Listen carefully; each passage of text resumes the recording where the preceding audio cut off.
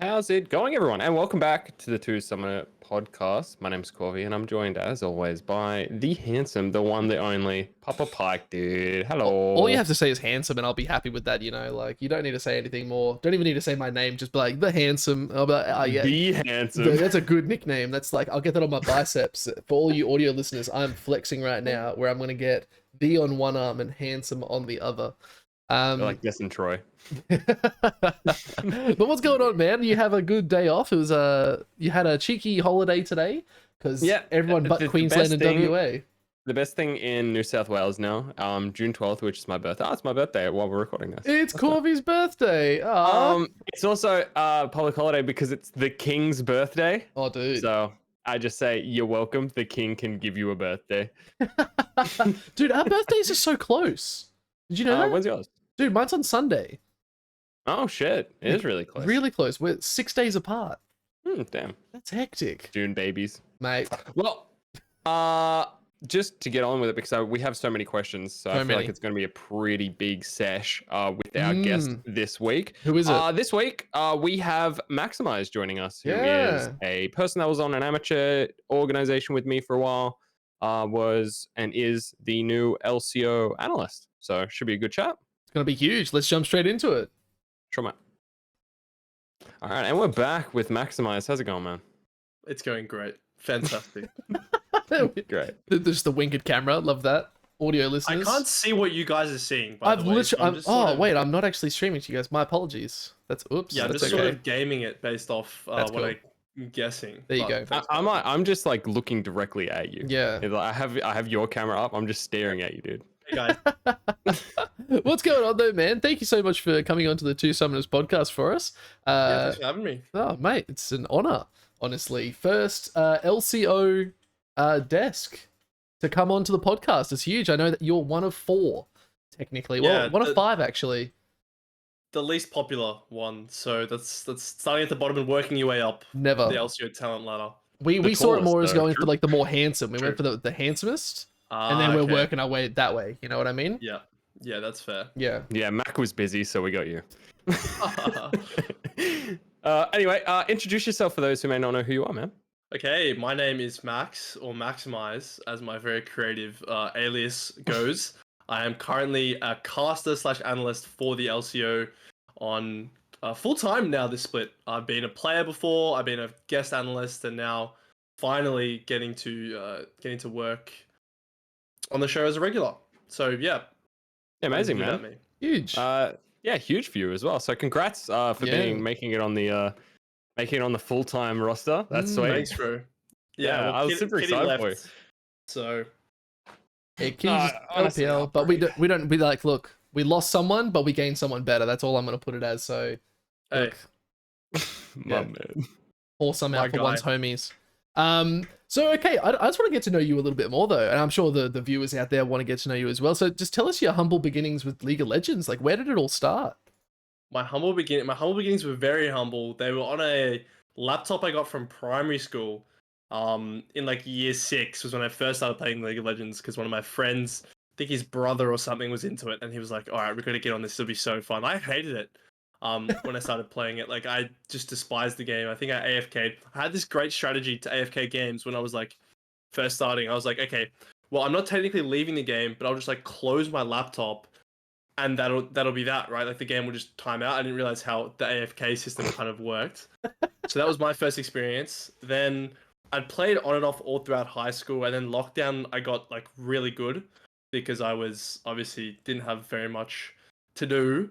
I was in year 12 at the time, or year 11 and year 12, I think was when I got really good to the detriment of my studies. But that's when I started. I played OCS for Mammoth, then got signed originally to the Chiefs at the start prior to the LCO split 1, then dropped from that roster and got picked up by Order, and then I remained on Order until they went bankrupt, and then I joined the talent team, and that has been my story.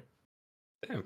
A good story. Pretty good. Yeah, from someone who absolutely hated League of Legends to then being a pro player to now casting League of Legends. Yeah, it is a bit of an interesting story. It is a bit of a turnaround, I won't lie. Did like all your friends get like into it and just like keep you roped into the game? Because I feel like you would have just otherwise lost interest. Yeah, my friends were like, I had a couple good mates from high school who were like really into it. And then one guy came to the school in like year 9 or year 10 who I was like competing with for ELO at the same time, and we were both like platinum diamond, and that's what really like spurred me on to be like, all right, like nah, because I'm a very competitive person, so to have him be like, you know, similar ELO to me, I was like, no, I'm just gonna blow this guy out of the park, and that's when I just like started really try harding. Yeah, so you just wanted to completely crush this dude, so you can go Yeah, to so school and be like, yeah, challenger now. yeah, shout out Victor for leading to me becoming a pro. Do you talk to him now? Do you be like, oh yeah, Yeah. played pro by the way? Yeah, no, I don't tell him that he was the reason. I mean, he wasn't the sole reason that I played pro. There were a lot of reasons, but yeah, no, I still talk to him. I actually saw a movie with him just the other day, so yeah, I we think it would still be talk. hilarious if it was literally that petty. It was like, Yeah. I'm gonna go pro because screw you. Yeah, I have his photo on my wall. Every time I come into play, it's just his head. I just stare at him like, no, I'm going to win today. So how did you go from like playing pro, obviously, and being on order to like a pathway to be like an analyst and like stuff like that? Yeah, so I think one of the things that um worked out well for me was I was very media focused in terms of my career as a pro. Like I indexed heavily into being a presence and a personality on social media as well as a player. And I think that from that, LCO reached out to me as it was just some guest opportunities when I was a sub on order, and they ended up going well. I ended up doing both finals last time. And then from there, it was basically, and this is a lot of OS, right? Is you sort of just got to be there at the right time.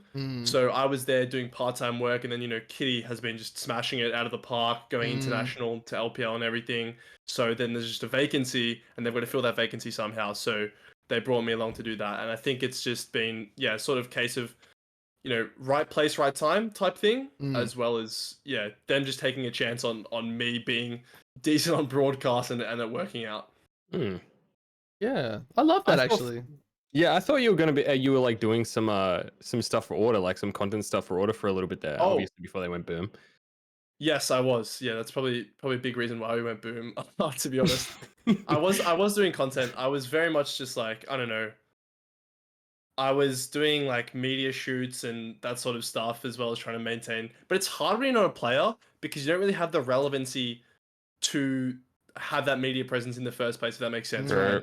Like you're just an outside voice. Like, why should I listen to you? When you're a player, it's so much easier to trash talk, to get like all that traction on socials, and that's something I do miss about playing, to be honest. Yeah. Do you think that's something OS needs maybe a bit more of? Like, I know Why Not's maybe like the best example probably currently that he gets on, he starts memeing, he's always got a new dance for us at the end of a game. You see even Aladoric and him had that nice little banter the other day, which I sort of had a good laugh over, and I woke up to it and I was just like, this is just way too much fun just to watch. Do you think OS needs a bit more of that? Yes, always. I think that basically outside of Why Not, you couldn't ask anyone from anywhere, say who's a personality from the LCO, right? And who do you say? Because no one really goes into the branding. And I think that when you're in such a small region, like the thing that I've always said to people, and I say this to like people who are, you know, wanting to play pro as well, is like, if there's a team or an organization that's looking at you, you got to remember that not only are you a player, but you're also a brand asset, right? Yeah. So you need to think about if you're a player and there's a player of equal skill, or even worse than you, who brings a massive social media presence, is going to bring all these eyes to your brand, of course they're going to sign that player, right? So I think to me, it's just an issue of people putting in the time and effort and learning the skills to be funny on social media or just take some banter. Yeah, true. Even if you're just out there doing anything, though. But I mean, it's a bunch of gamers that kind of just want to play League of Legends and hang out, you know? Yeah. It's such a fine line, if I'm being perfectly honest, because like there's me and Corvy who are very much personalities because we stream all the time. Like we are known as sort of streamers, and then you're trying to get maybe like a streamer into that sort of realm of pro player. Like there's only a couple players that I know in high elo that stream purely because they're like, oh, I enjoy streaming. So it's an interesting dynamic where you either feel very invested in the game or you're invested in the personality. So finding someone who can do both is so, honestly, it's the golden goose. I think it's such a rare thing. So knowing that you're like that, it's, mate, congratulations. Well, definitely not as a player anymore. But like I think that's why someone like Why Not is such a big asset. And I was saying this like at all the DreamHack to like all the Bliss people. I was like, this guy, if there was anyone in OS I could pick to start my franchise, it would be Why Not, right? simply because he is the most entertaining player in the league and he's going to get eyes on your team. And that's all you need in a region like this. Yeah. Yeah, absolutely facts. How did you find streaming when you were like playing more competitively and like higher elo and stuff? How did you find like streaming and playing games just doesn't work? I hated it. I absolutely hate it. Like for me, I cannot stream and try hard at the same time. I just can't do it. And I know some people can, and some people are really great at doing that. I know that people do like no mic, no cam streams when they're like super try harding. But for me, it's like, for example, like I would go into the order office, right, to play and stream, and like I'd always be like, you know, just like I want to talk to chat because it's a stream, it's an entertainment thing, so I've got to be talking and interactive, but at the same time, I'm trying to focus and improve my game, and I think those are sort of things that don't really go hand in hand, and it's weird because, you know, League is one of the things. It's not like traditional sport, right? You're not playing a game of basketball and doing a media interview at the same time, but you are when you're playing League, right? Yeah. So to me, it's one thing that you can't. I couldn't do very well. Yeah, that's why you see people have on-stream accounts and off-stream accounts, so they can still flex their high rank too. Yeah. How did your experience as a pro player influence like hosting, casting, and commenting games? Does it help? Oh my god, I think it helps so much.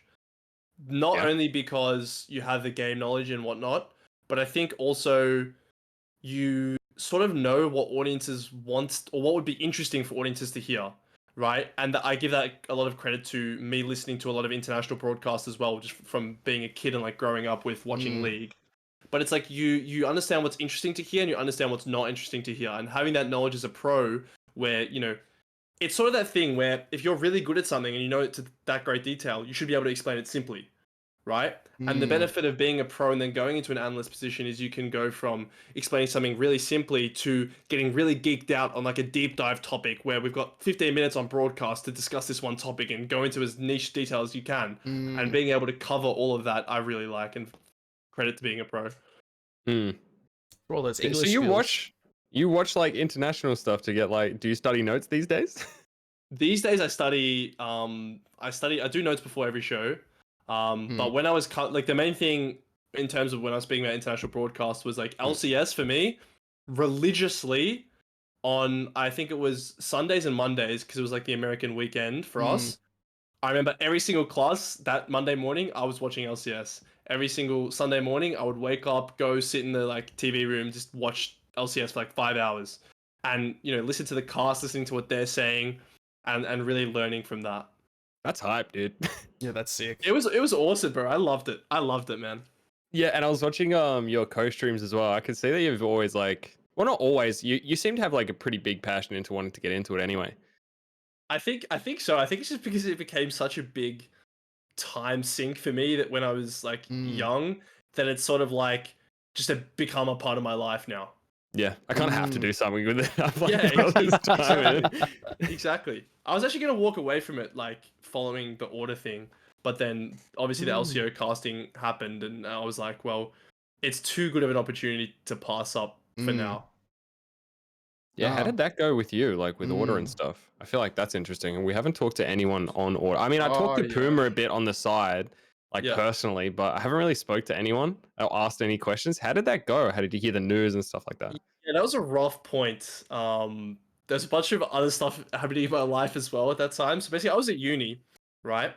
Getting a coffee from one of the cafes. I opened Twitter and see, I think it was Isaac McIntyre tweeted, Order has gone bankrupt. Wait, so you didn't know? You didn't even get told. Holy shit. I didn't get told. So I see this tweet.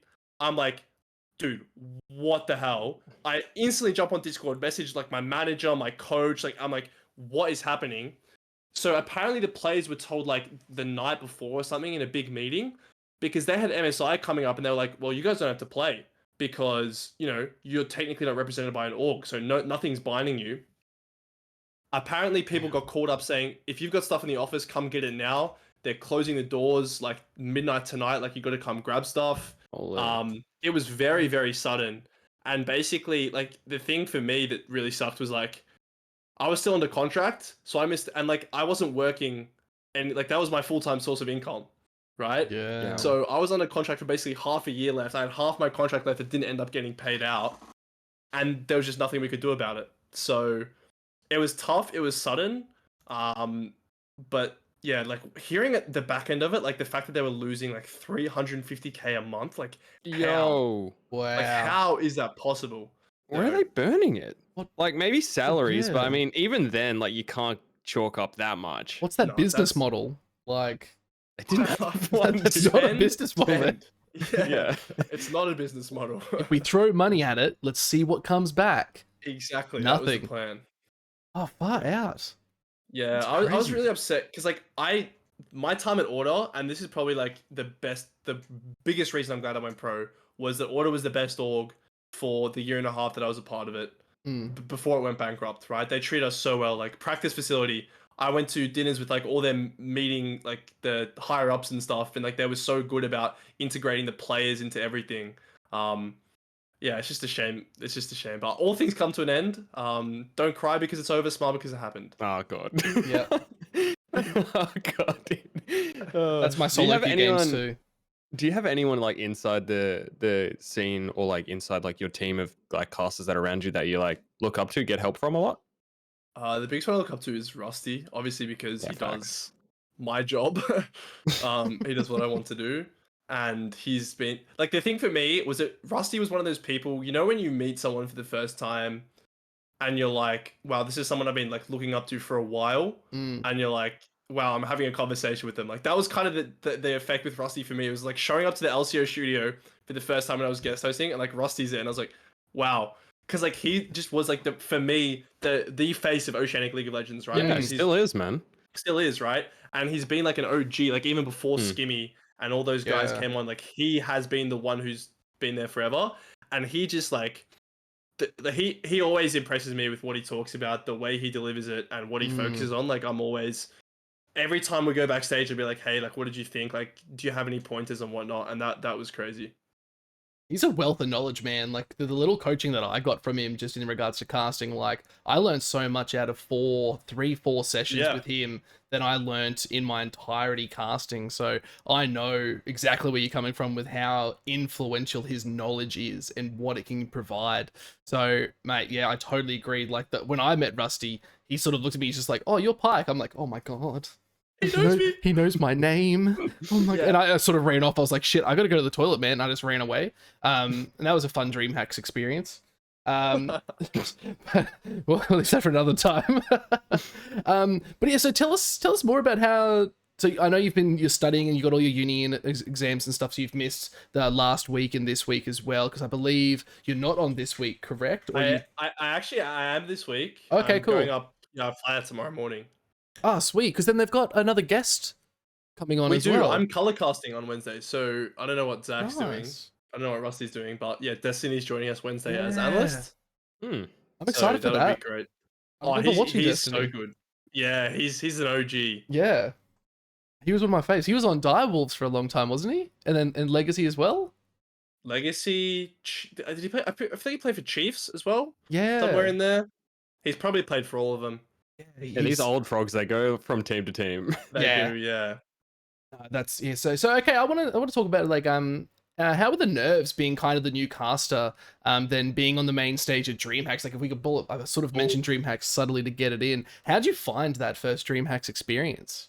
Yeah. Well, that was very nerve. That was the most nerve-wracking thing I've done as a caster slash analyst. True. My first experience obviously was like on the couch last year Mm. with as an analyst, and that was all right. I think for me, the most nerve-wracking part about it is you're literally sitting facing the crowd, right? So Mm. every time you see, like, you can see their reaction, whether they're engaged, whether they're not engaged, and it's very hard to not be swayed by that in one way, right? Like you don't want to give in too much to be like, oh my god, am I losing them? Like people are going, like, well, why are they going, or whatnot. Hmm. I was more scared to cast the show match because I was doing that with Hysterics, who's someone I look up to Oh. and who is crazy good at what he does. So that was nervous, and B, I'd never casted a live event before. But to me, casting is one of those things where you once you're in it, like you're in it, and it's sort Yeah. of like time is over, and then you just bang, you wake up, and the game's done, and you're going backstage. So Yep. It was pretty like nerve-wracking to start, but once I was in it, it was fine. You can focus on something else besides like, oh, that dude's talking to the person next to him. I wonder if he's not listening to me, and oh my god, I must be doing something wrong. And then you get in your head, it's like, well, if I like start speaking all like desperate and stuff, it's gonna take away from the show if I like try too hard. Yeah. So yeah, damn. The muscle memory. Casting. So you more worried about actually being in the game casting games than doing like analyst work? No. That was literally just because it was my first time casting in front of a live audience, and it was with Hysterics. I think like casting for me, I enjoy it way more. I think analyst work is actually, I don't know, it's not harder, but you have to be very on and very in detail about what you're talking about. Oh, you got to hit the mark like with you have to hit the mark. Yeah, you have to hit your specific points, keep it nice and succinct. And if you go on for a while, people start to notice, right? It's not like in a game where you can sort of go on, you can get a bit off topic, you can do that stuff. When you're an analyst, you don't have the time for that. You've got a 5-minute window at the end of a game where you get to say everything you need to. You need to fit everything in. So I prefer casting, but yeah, there's pros and cons to both. Sure. Yeah. So like in a studio, there's like not anyone to gauge or get energy from. So it's like kind of more secluded. But in the actual environment when you're talking, I mean, there is an energy to the stadium, so that could help. Which is harder, do you think? Do you think being in a studio is harder or actually being like in live harder? Oh, that's a good question. I would say, okay, here's my sort of cop-out answer. Yeah. For baseline games, it's harder to be live because studio's comfortable, like you said, you don't have anyone to get energy off, but at the same time you don't have anyone to put you off, right? You're in your own environment, you're comfortable, but nothing will beat a hype game live with the crowd because you literally just become invigorated with this energy. Like DreamHack game 4, game 5, like you are just so hype, and it's really easy to just feed off that and deliver an incredible cast. Yeah, true. Because like if it was game 5 and I was in the studio, I'd be like banging for another coffee. It's like, all right, we got to get one more and then I can go home. Yeah, well, that was like when Order won, like last year. It was like Order 1. I was like, sick. I get to go to MSI. And, like it's just us four. It's just us four in the studio, and it's like, well, I want to share this hype, but I can't. Right. So that's why I say it's better for big games to be live. Yeah, true. Order can go to MSI. Oh, wait a minute. Oh wait, unlucky. We actually did. We could. I know you went, but like it's still so awkward. When you were saying before, like with Order going to MSI, imagine being like, oh god, I can't even imagine being a player. It's like, I mean, you don't have to go. It's like, oh well, I mean, like, I kind of want to. What do you mean I don't have to go? Yeah. Oh wait, no, that was the MSI. Sorry, I was talking about DreamHack. Sorry, I messed that up. It was DreamHack that we told we can't play for. I think we were still in the green when we were going to MSI, if I remember correctly. But yeah, anyway. It was all a blur. For the DreamHack stage game, how'd you prepare yourself for it if you're super giga nervous? For the casting? Yeah, or like either, like being on desk, like or casting. How do you prepare? Desk is quite different to casting, at least for me, because casting I do minimum, especially for the show match, I did quite minimal preparation. Like I knew who everybody was, I knew some fun facts about them, but I didn't go into the same detail I would for an analyst segment. But analyst segment, like we went through, it's very rigorous. So like we sat down with all the analysts, so me, Amel, Kitty, we went through all like the points we wanted to convey, who's talking about what, who's taking the questions was something that I think was sort of done. We didn't do too well the previous DreamHack. It sort of felt like, okay, well, someone's going to end up with a question that they didn't really prepare for, and that's just going to look really awkward, right? So we made sure that every question that came out, we knew who it was going to, we knew it was going to be prepared. Obviously, there's some off the dome stuff. For the most part, like the anchors, the most important questions. For example, like Kitty was like, I really want to talk about this Wukong pick or whatever. I mean, that Herger one is massive Wukong rant. So just divvying it up, make sure you're knowing your stuff really in detail. That was the main preparation. Yeah, that's interesting because from my casting as well, just not a side tangent, I guess, but my side is like they just sort of throw you well into the dark because you'll have your host, you'll have an analyst, then you got your 2 casters, and once we're done with the cast, we'll just chuck it back to the desk and they'll talk about some points. So it's kind of interesting to see at the next level that there is a lot more structure to it. So that's kind of interesting because you don't see any of that preparation. You don't see that. We all just, as a viewer, would assume, oh, they're just flowing with it. Like they've just got some good banter going. They're pulling out some good facts. So there is a lot more structure to these casts as well, would you say? Yeah, and I think it's important to have a mix though as well. Like I think for me, like the main thing, and this is a focus on the LCO. This is a bit of behind the scenes information, so don't kill me, Tim. But like our focus was like we want every analyst segment where we're coming out to have some specific things that we're talking about and really hitting home on, right? Because if you don't have that, at least as a backup, right? Because in a situation you could be just talking about something, completely random, and it ends up being a great conversation to have, and you can just go with that. But you don't want to end up in a situation where everyone's kind of like, oh, I don't really have anything I want to talk about. And then you're like, oh, okay, well, this is just going to be a crap segment, isn't it? So you have those there as the backup, and then you can go to them if you need. Otherwise, go off that ad-lib stuff, go off the vibe of the conversation. True. I feel like winging it would be pretty awkward too, though. So I can understand why you would need like a structure, at least to have something to talk about if it goes quiet for a second. But I can just imagine like everyone notices like dead air, and then everyone starts speaking at the same time. Yeah. Yeah, it is tough, and that's on the host. Like the host, every host I've worked with has been great in terms of when we've had those awkward moments. Like Mac, my goat. Oh. There were a lot of awkward moments on the show, but he always would be like, pull it back and then make it applicable. Let's actually get into something that viewers will want to listen to. So yeah, Rip Mac. He's big Rip Mac. Yeah, he's dead now. Unfortunate. What does he do? CSGO and Valorant and stuff now? He's just completely out of league? He's a shooter guy. Did he talk to you about when he was heading off? I actually didn't know until he would the tweet went, and I was so sad. I messaged him. I was like, bro, I'm gonna miss you so much. Because he was he's one of my favorite people to work with. Like his energy on set is just second to none, and it makes you feel so much more involved and energetic yourself. That's good, man. I thought there'd be some sort of passing of the torch ceremony to the next people too. I thought it would come on week 1 and he'd be like, there you go. That would be cool. That would be cool, like a physical torch. Yeah, here you go. And gives you the torch. Nice. Okay, I guess another little question I want to talk about. Let's say even for games, casting in the studio, everything. Do you have a little go-to self preparation that you like to do? Do you rub a little like a lucky rabbit's foot or something? Is there anything little idiosyncrasy things that you do? Just to get to know you.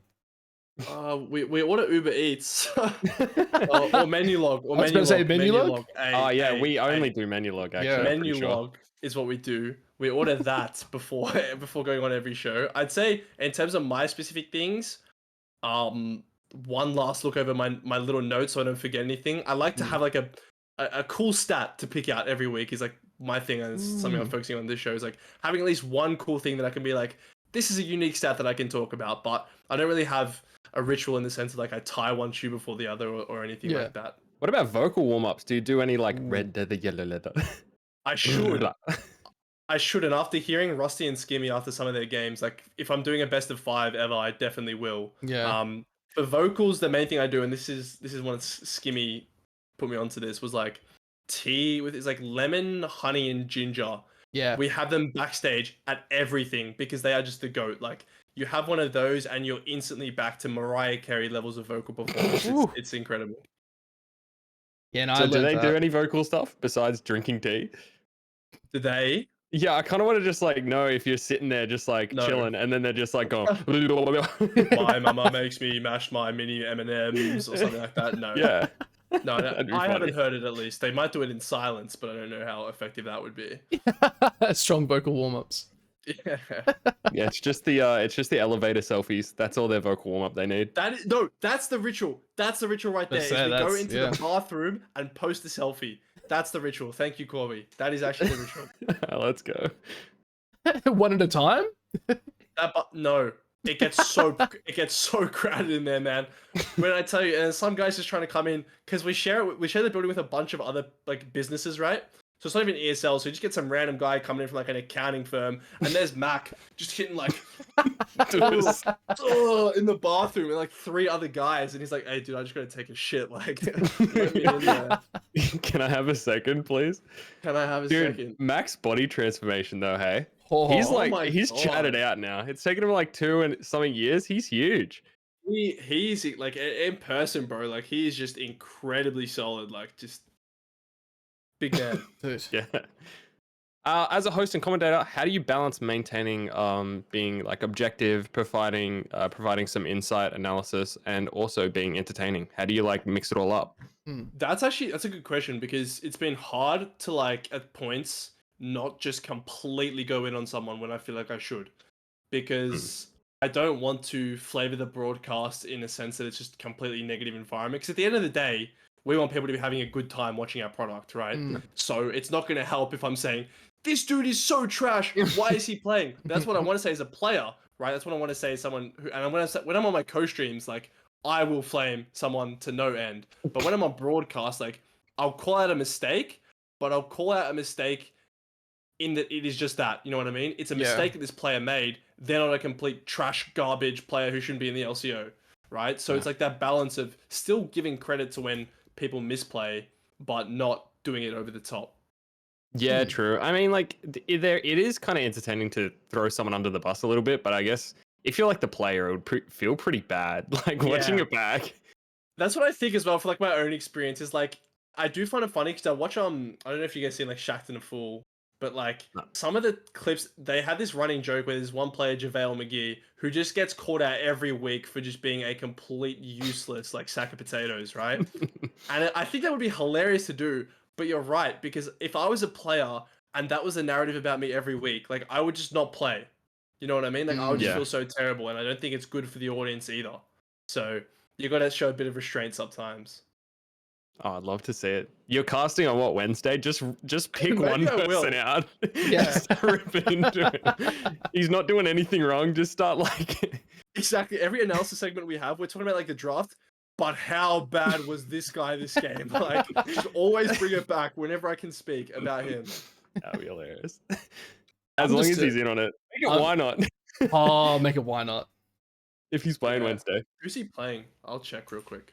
But I guess another little thing is like, so you said you like to come up with one little sort of fun fact you like to bring in. Is this week's fun fact Rek'Sai top? Oh, I hope so. I haven't seen scrims, and I kind of like doing that because I like going in with sort of the knowledge that a viewer would have. I don't really like having this behind the scenes knowledge of, okay, this team's going to play this or whatever. Rek'Sai top, just on a tangent, I played it in like 5 games in a row, and it's so broken. Like the sustain this thing has, you 1v1 anyone. Your E does 700 plus true damage at like 3 items. Oh, wow. Dude, I casted it last night versus Darius, and it soloed the Darius level 1.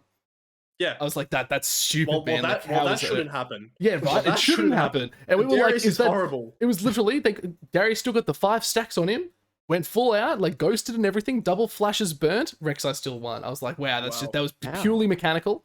Don't know how that worked, but I was freaking out. I was like, holy shit. Like, I think he did, yeah. He took Chomp first, I kind of get it, but like, I thought you would need at least level 2 to be. That's crazy. No, he took the knock up. What? He did not win with W level 1. He took the knock up and he won. Did that, Darius? Alright, talking about flaming someone. Yeah, that's because we were flaming it. We were like, nah, Darius should have won that. That's bullshit. But he won. Yeah, he just knocked him up like 3 times because the fight just kept going. And I was just like, this is fucked, man. This can't be Rek'Sai. I'm gonna watch that. I'm gonna watch that. Send that clip to me after. I'll send you the VOD. I guess you can borrow and heal and then come back, knock him off. That's what he was doing. He was kiting so well, and Darius was like walking up, backed out, but then went in, auto-attacked him, came back out, knocked him up, and then walked back out, and Darius just tried to fucking hit him, and I was just like, come on, man, Darius. Fight should have fucking ended, man. Yeah, he's still going. For that. What do you build on it? Triforce? I know Triforce is going around on everyone these days. I think he rushed... Breaker, Hull Breaker. Yeah. I think he went Black Cleaver third as well, honestly. Yeah. And he just was fucking mincing people. They had no chance. You just one-shot everyone. Yeah, can't chase him because he just tunnels away. Like, Darius would ghost. He's like, nah, see you later, man. Gone. Sounds like a Camille without, like, the wind-up. Yeah, it's Camille with better lane sustain. That's crazy. Yeah, it's bullshit. So, fun tangent there. So, I wanted to take it there because your tweet literally is what triggered me to be like, oh, I kind of want to look into that. Looked into it, then they played it. I was just like, dream come true. I've done it. I've done him proud. Like, I'll cast this well. Good work, Pike. Actually, so what do you prefer? Sorry, Papa or Pike? Call me Pike, man. Pike. All right, Call me cool. Pike. So yeah, Papa is just like the stream title. Pike is my actual name. Oh, okay. Yeah, Cool. my IRL name. So since high school, I've been Pike. Okay. Yeah. So I guess, what are any of your future goals? Well, now that we're bringing it back, future goals and aspirations with your career as like a host and commentator. Like, do you have any bigger goals, maybe outside of League of Legends? Yeah, this is something I've been thinking about more and more so. I mean, the thing for me, like just to start was like this playing, commentating, this has all been sort of secondary to my like sort of academic sort of goals because I've got goals there and whatnot and stuff I want to do there. But like as opportunities come up and I was having this conversation with Quicksand, who I know you know, Pike. I don't know if you know Yeah, Corvy. But it was like if you got an LEC offer, would you take it? And I was like, I would have to. You know what I mean? Yeah. Because some of the broadcast products that they're producing are just incredible, and I think that would be so fun.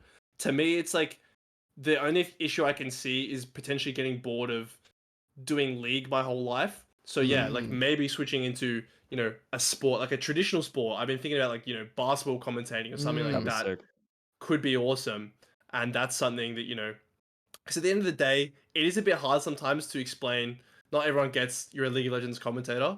You know what I mean? Yep. So having something else also helps. But I'm very much taking it each day as it comes, and I'll see whatever opportunities I get. True, you're still green, but it's like I don't know. It's interesting because like you said, you had like uni and stuff that you're pumping as well, and you might have I don't know if you actually have a job on the side. A lot of people do. We were talking to the owner of Mammoth, and he's just like, yeah, I'm a plumber, and I'm like, oh okay. So it's like I don't know what else you got going on the side. I find it hard to like juggle both, but you would kind of feel torn in two different directions, yeah. Yeah, it is, and I think that's always, and that was why I was willing to walk away like at the end of it as well because I was like, okay, well, I'm gonna have to commit to this medicine pathway. Like I'm gonna have to commit eventually, right? But to me, the way I see it now is like I can do both of these things simultaneously. Neither is really taking away from the other. I still feel like I can perform my best at both of them whilst doing both of them. So, I'm not having to sacrifice really one for the other, and that's such a fortunate position I'm in where I can continue to pursue both right now. Sure. I saw a tweet with you and it was Quicksand, and you were like welding something. Oh my god! I actually thought that you were doing a uni degree with him, and I'm like, that's so weird. Like, small world. Yeah, it would be a very small world. We were doing some soldering, actually. Yeah. Which Oscar, shout out to him. He has the most wacky ideas for everything. He goes, "Hey, bro, you want to go solder?" I was like, "What is soldering?" First and foremost, like, what is that? And so we rock up, and it's this circuitry. Like, I don't know how much you guys have soldered. Me personally, that was my first time. Weirdly done a lot. Let's not go there. Have you actually? Yeah. Oh well, we were sticking like little buttons to a giraffe, and that was our like little thing that we were trying to do. And it's so hard because like if you mess it up and then those little metal globules, they cool so quickly that you have to have like the most precise placement. Anyway, my soldering rant over, but yeah, I don't think it's something I'll be pursuing in a professional capacity anytime soon. What was it? Like seriously? What was it? I was so confused when I saw it. I really was. Yeah, it was like, are you from Melbourne? Are you from Melbourne? No. Okay. Unlucky. Sorry for So we your at loss. his house, or was it like a No, thing? it was like a pop-up thing at like this little like pop-up library, and they just had a bunch of like activities like circuitry and whatnot, and they just had this soldering thing on, and he was like, all right, let's go. So I just went after uni, and that was that. I So love you like friends Quicksand for that IRL sort with of him? shit. Yes, yeah. Oh, that's cool. He's so played funny basketball. for that. We played basketball the other day, and he got his tooth chipped. Oh, so, no way. Yeah. Wait, what day was that? Oh, I was when Game 3 was on of the NBA Finals. I can't remember what day specifically that was, but yeah, he got crossed up by some Portuguese guy and took his tooth out. Who you got in the finals, by the way? Hey, just to round that off. Nuggets. I've had Nuggets 4-1 from the start, so Oof. that's looking good. Yeah, I'm a Boston fan, so unlucky for me. I am a They had Warriors a good fan, run bro. back though. I'm a Warriors fan. Okay. Yeah, no, all right. you guys were close. Yeah, no, we had it back, dude. It was doomed. We had silver scrapes, and then we just threw the final game. We threw 7. That's gonna really hurt. Yeah, it's not good. All right. Well, you've talked about the fact you're close with. Well, I guess Quicksand could be one too. You've talked to Hysterics and stuff. Do you have like any like mentors in casting, analyst work and stuff? Who's like your go-to guy? My go-to guy is Cadril. I don't know him personally. Really? I wish I did. But in terms of who I model Mm. myself the most after, it is Cadril. Because he, for me, is someone who, as a player, I genuinely actually get stuff out of his cast. Yeah. And, like, for me, that's something... Because I've played this game for, like, I don't know, way too many thousands of hours, and I can still get some niche stuff. Or, like, he picks out things. Like, for an example, every time there's a fight, he'll point out a specific ward and be like, "There's going to be a TP here," and then bang, the TP happens, right? Yeah. And I think for me, someone who provides like such high level analysis, but phrases it in a way that's digestible to every level of player is exactly who I want to be. That's so spot on. I actually watch Casual as well. Like he's my go-to for just learning the game. You're spot on. He has the best knowledge. He can almost predict the play before it's going to happen just because he's so ingrained in it. I love watching even his streams and stuff, dude. He's so fun just to watch because he'll just be raging, being like, "Why the fuck did you even go there, you dumbass?" And he's like flaming these players. Yeah. He's not even there, but he's just like, and then you like look at the gameplay and you're like, "Oh, no wonder he's flaming them. They fucked up." Like he's called it. So you just know, you learn so much from him. He's a wealth of knowledge. Yeah, he is, absolutely. You can you flex some of these muscles when you go into Wednesday? Get your Cadril on. The Cadril muscles, I am. I'm watching. I'm actually osmosising. I'm like listening to Cadril when I sleep. So when I wake up, I'll just be able to perfectly read. I might have a British accent as well, but like that's just a side effect. I'm recording something right now. See you, Mum. Good beat her up. Thank you. Thanks, Mum. Thanks, Mum. Thank you. Sorry. Rude to your mum. Never meet your heroes, kids. He's so rude to his mum. I didn't she was in the wrong spot. I thought it was my dad, alright? Okay, that's fair. Yeah, you can be rude to him. That's fine. International Men's Mental Health Month. Is it? Yeah, it is.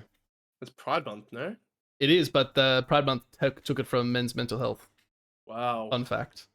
Wow. Sorry. Winkies. I've got a bit of a weird pet peeve on that. Nothing wrong with Pride, but at the same time. Alright, guys, let's steer away the conversation from this topic. Next question. Okay, so well then, fair enough. Any particular esports events or moments that you are like the most proud of, Max? Could you share why? Me personally doing. The thing is like the thing I'm most proud of is DreamHack. Both DreamHacks. Just because it's like it's something you can point to and say, hey, we did an event at like Rod Laver or Margaret Court. I still forget which one it was, but one of those two. We did an event there, and you can see the photos, and it's like I've got this sick photo of like me and Kitty on this big TV at like the thing, and like there's a crowd in there, and it's like, oh wow, this is something cool I can show people. But like the best thing I ever did was the MSI trip with Order, and that was when I wasn't even playing. Like I was a sub, legit got a free trip. Which I'm so incredibly grateful for, because that was to me, that affirmed everything I'd done in like, this sounds so corny, but like all the work that I put in, like being able to meet like Yankos and like Broken Blade and like players like that, like have conversations with them, and like you're like equals. Like it was just such a surreal experience to be like, I was going to the gym, right, like every day, and I just see Yankos and like say hi to him. Like it's just like, that's crazy. And every time I'd geek out, I'd be like, yo, nah, I just like said hello to Yankos in the gym, but like I'd be like, hey, yeah, what's up, man? Like, how you doing? Like, what we trained today? Yeah, just did like the nod. Yeah, the nod, and then I went like, yeah. Well, who was the cool? Who was like the most OG guy that you've met that when you traveled? Like, who was the coolest person you met? Okay, the coolest person I met was actually at this most recent DreamHack, and that was Haunter and Svenskeren, because when I got into League in 2015, 2016, those were like TSM team. Haunter is literally like my idol. Like I had my old account name used to be TSM Haunter. Like that's how like dedicated I was to the fan base. So when I was just like, hey yo, quick go backstage. Like I messaged Draku, quick come meet them. And like, dude, when I tell you, like that was the biggest, like out of everyone, like I geeked so hard. Like when they signed my jersey, and I was like, hey, like this is what it's all about. Like being able to meet these people who you've looked up to for so long.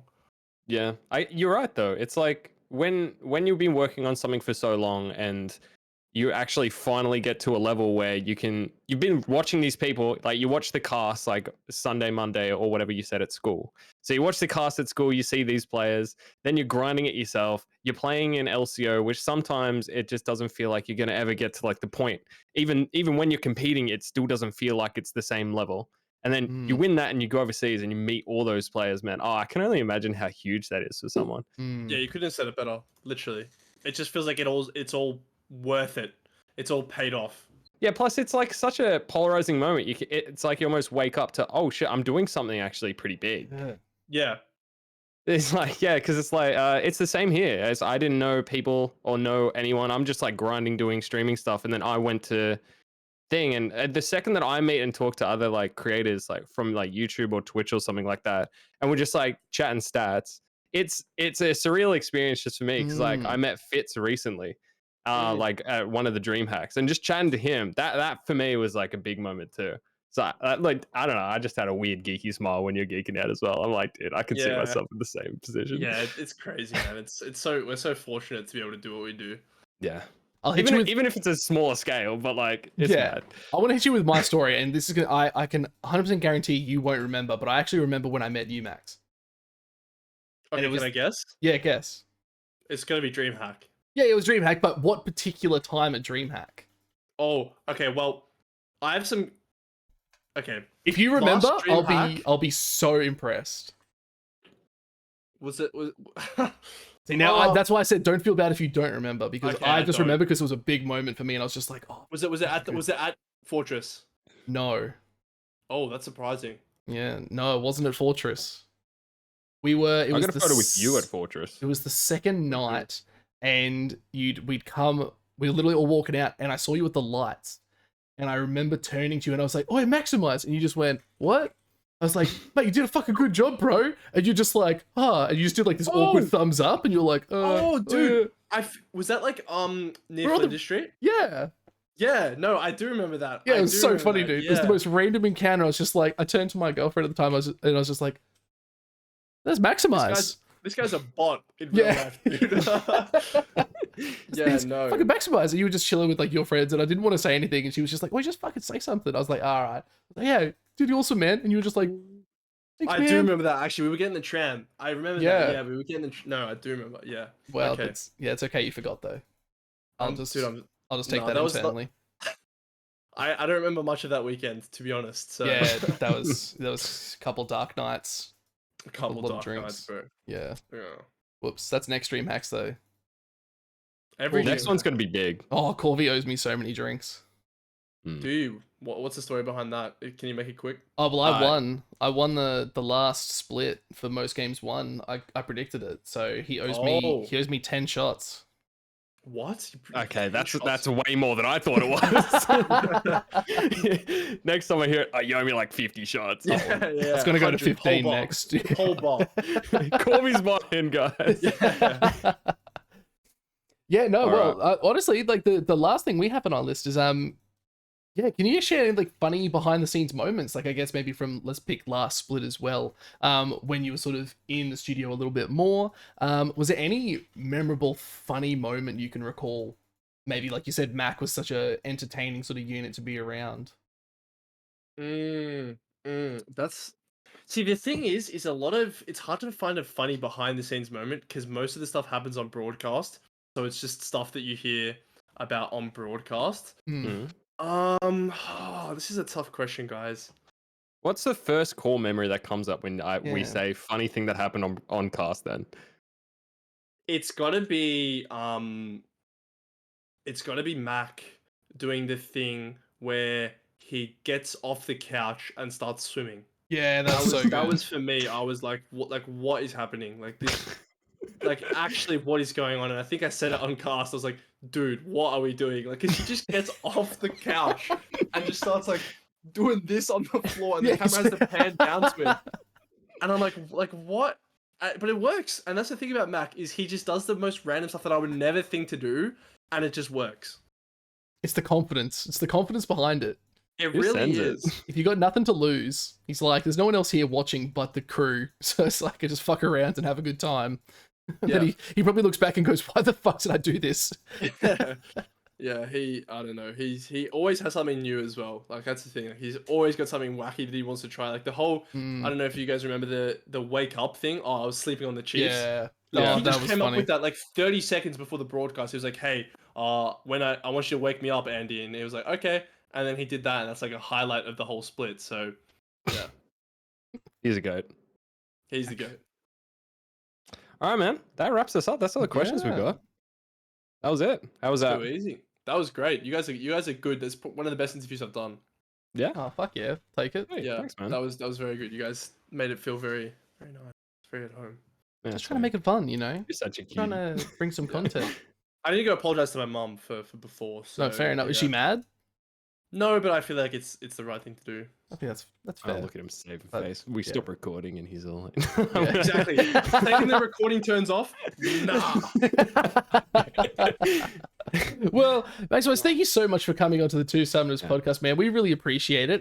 Is there anyone you'd like to call out that you think would be good on the Two Summoners podcast while we have you? Who do you think's next? Who's the next big name alongside yours? Have you had Calvin next? Have you had Calvin before? That's you know, Yeah. what's his face said the You same had thing. Benvy before, right? You can ask Benvy Calvin. said the same Benvy thing. said Kelvin. You can ask Calvin why they fired Benvy, and like have it like as a nice like parallel between the two. Sure.